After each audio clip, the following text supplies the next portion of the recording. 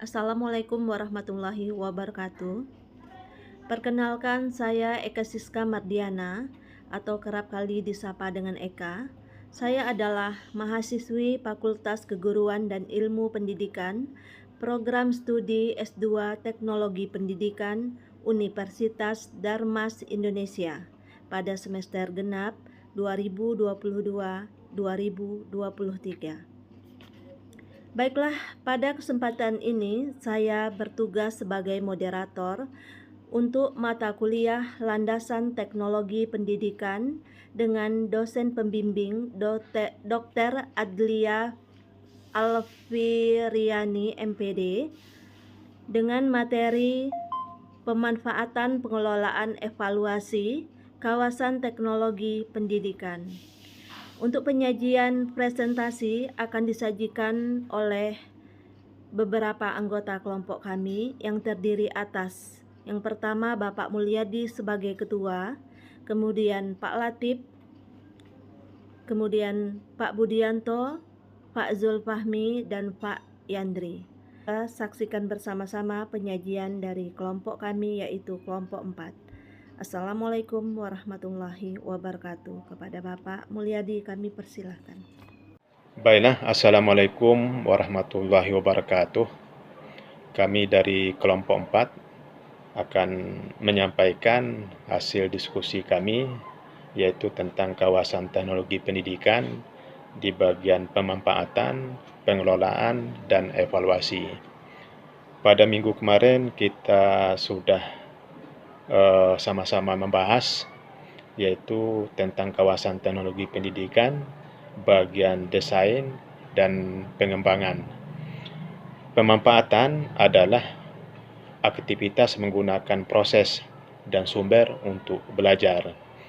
Pemanfaatan ini bisa kita bagi menjadi 4 bagian, yaitu yang pertama pemanfaatan media, kemudian difusi inovasi, implementasi dan institusionalisasi, kemudian kebijakan dan regulasi. Pemanfaatan media adalah penggunaan yang sistematis dari sumber untuk belajar. Proses pemanfaatan media merupakan proses pengambilan keputusan berdasarkan pada spesifikasi desain pembelajaran. Bismillahirrahmanirrahim. Assalamualaikum warahmatullahi wabarakatuh. Baiklah, saya akan melanjutkan membacakan hasil diskusi kelompok 4. Yang berikutnya adalah difusi inovasi. Difusi inovasi adalah proses berkomunikasi melalui strategi yang terencana dengan tujuan untuk diadopsi. Tujuan akhir yang ingin dicapai ialah untuk terjadinya perubahan. Tahapan pertama dalam proses ini ialah membangkitkan kesadaran melalui diseminasi informasi. Kemudian implementasi dan institusionalisasi, di mana implementasi merupakan penggunaan bahan dan strategi pembelajaran dalam keadaan yang sesungguhnya atau bukan tersimulasikan. Sedangkan institusionalisasi merupakan penggunaan yang rutin dan pelestarian dari inovasi pembelajaran dalam suatu struktur atau budaya organisasi. Kemudian yang terakhir, kebijakan dan regulasi, di mana dalam kebijakan dan regulasi adanya aturan dan tindakan yang mempengaruhi difusi dan pemanfaatan teknologi pembelajaran. Kebijakan dan peraturan pemerintah mempengaruhi pemanfaatan teknologi. Demikianlah hasil diskusi kelompok 4. Kemudian akan diteruskan kepada teman atau kawan anggota kelompok yang berikutnya. Demikian, Assalamualaikum warahmatullahi wabarakatuh. Saya Budianto, anggota dari kelompok 4 akan melanjutkan materi tentang kawasan teknologi pendidikan. Di dalam slide yang berikut ini, itu ada pengelolaan. Pengelolaan terdiri dari 4 bagian pengelolaan. Yang pertama itu ada pengelolaan proyek, pengelolaan sumber, pengelolaan sistem penyampaian, dan pengelolaan informasi. Kemudian, pada pengelolaan proyek, dia terdiri dari 4 bagian. Ada perencanaan, ada monitoring, pengembangan, dan pengendalian proyek desain. Berikutnya pada pengelolaan sumber juga terdiri dari 4 langkah. Yang pertama ada perencanaan, pemantauan, pelayanan sumber, pengendalian sistem pendukung. Sekian, terima kasih.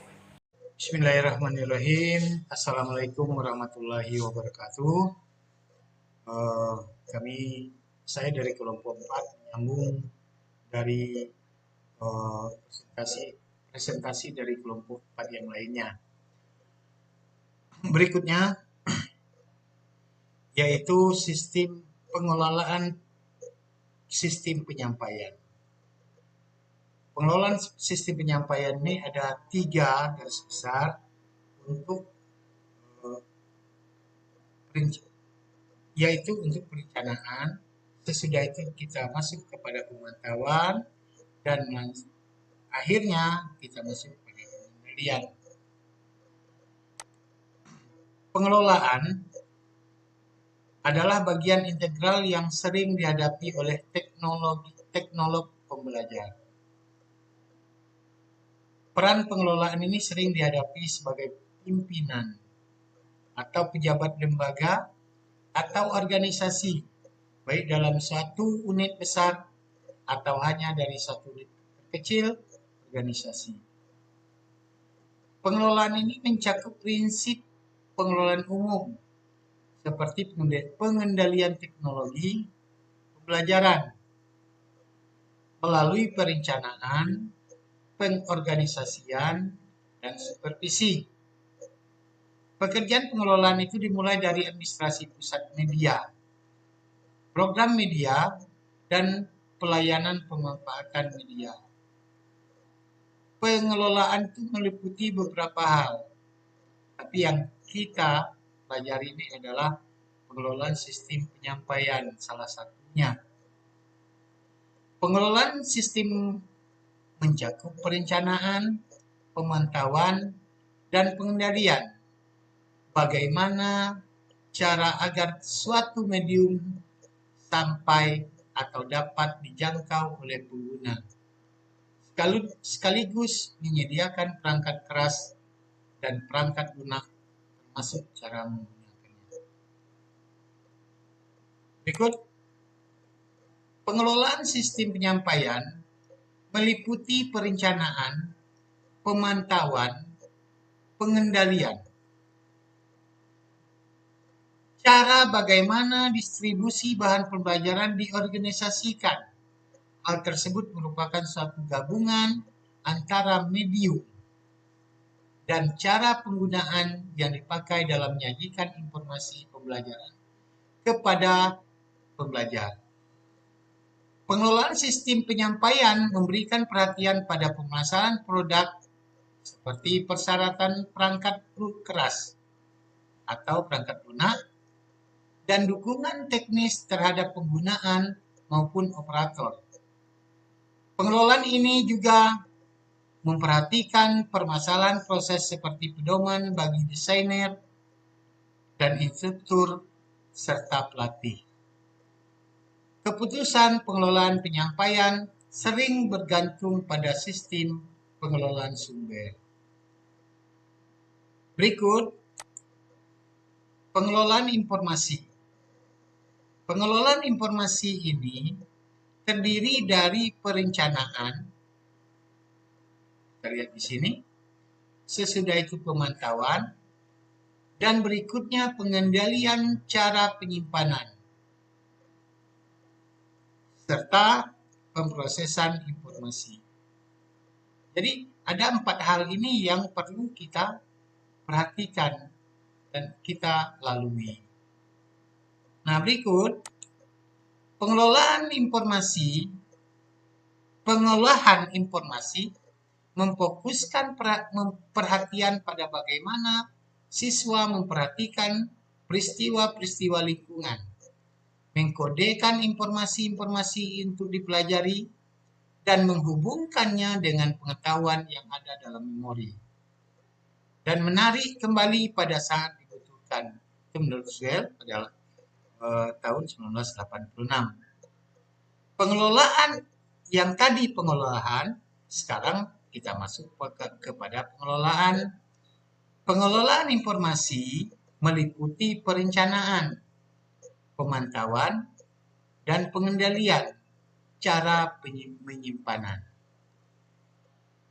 pengiriman atau pemindahan atau pemrosesan informasi dalam rangka tersedianya sumber untuk kegiatan belajar. Pentingnya pengelolaan informasi terletak pada potensi untuk mengadakan revolusi kurikulum dan aplikasi desain pembelajaran. Demikianlah yang bisa saya sampaikan. Untuk selanjutnya kami serahkan kepada anggota kelompok kami yang berikutnya. Bismillahirrahmanirrahim. Assalamualaikum warahmatullahi wabarakatuh. Melanjutkan dari kelompok kami tadi, yaitu Pak Zulfahmi. Saya lanjutkan, itu tentang kawasan penilaian.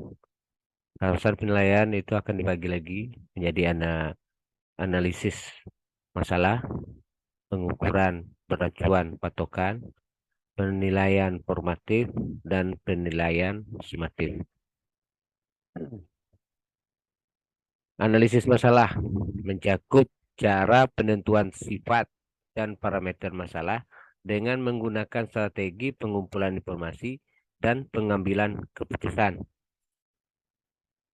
Pengukuran beracuan patokan meliputi teknik-teknik untuk menentukan kemampuan pembelajaran, menguasai materi yang telah ditentukan sebelumnya. Untuk penilaian formatif dan sumatif berkaitan dengan pengumpulan informasi tentang kecukupan penggunaan informasi ini sebagai dasar pengembangan selanjutnya. Dengan penilaian sumatif berkaitan dengan pengumpulan informasi tentang kecukupan pada pengambilan keputusan dalam hal pemanfaatan. Penilaian formatif dilaksanakan pada waktu pengembangan atau perbaikan program atau produk. Menurut Miyarso 2004, teknologi pendidikan secara konseptual dapat berperan untuk membelajarkan manusia dengan mengembangkan dan atau menggunakan aneka sumber belajar yang meliputi sumber daya manusia, sumber daya alam dan lingkungan, sumber daya peluang atau kesempatan, serta dengan meningkatkan efektivitas dan efisiensi sumber daya pendidikan. Mungkin itu saja dari kelompok 4, hasil diskusi kami. Wabillahi taufiq wal hidayah. Wassalamualaikum warahmatullahi wabarakatuh.